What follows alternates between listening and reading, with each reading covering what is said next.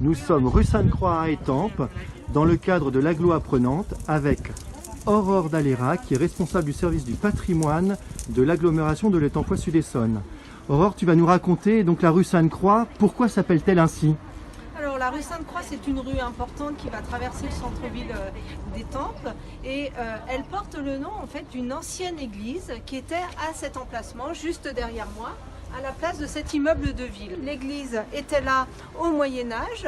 Elle a été installée par le roi Robert le Pieux à la place d'une synagogue. Et pour asseoir son pouvoir, il a nommé la rue, la collégiale Sainte-Croix. Cette église n'existe plus aujourd'hui. Elle va être démantelée à partir de la Révolution en 1793.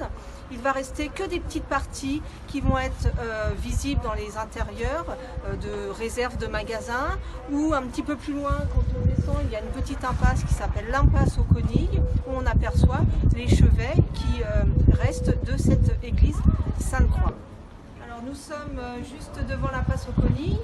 Je te propose, Sylvain, de me suivre pour aller voir les restes de la collégiale Sainte-Croix et notamment son chevet. Donc, vraiment une petite impasse médiévale qui montre un petit peu comment étaient implantées les rues au Moyen-Âge. Et dans cette petite rue intimiste, on aperçoit vraiment en hauteur des petits arrondis sur ce mur en pierre, en petit moellon, qui sont les restes de la voie publique visible de cette collégiale Sainte-Croix. Et alors, c'est quoi un chevet, Aurore? Alors le chevet, en fait, c'est l'arrière de l'église, hein, je pourrais dire le fond de l'église. Et là, son chevet était plat, avec peut-être deux chapelles, deux petites chapelles arrondies. Voilà, donc une ici une à et, gauche et une à ici. droite. Voilà, D'accord. exactement.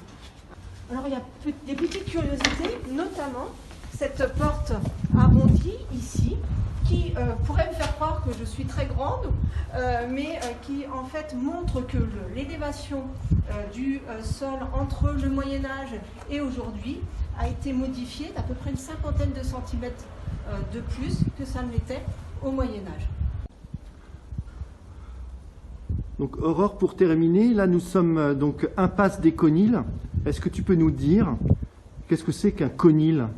Alors le terme conil désignait en fait au Moyen-Âge des petits lapins. Donc nous ne savons pas pourquoi cette impasse porte ce nom-là, mais elle a aujourd'hui le nom de l'impasse aux Conilles.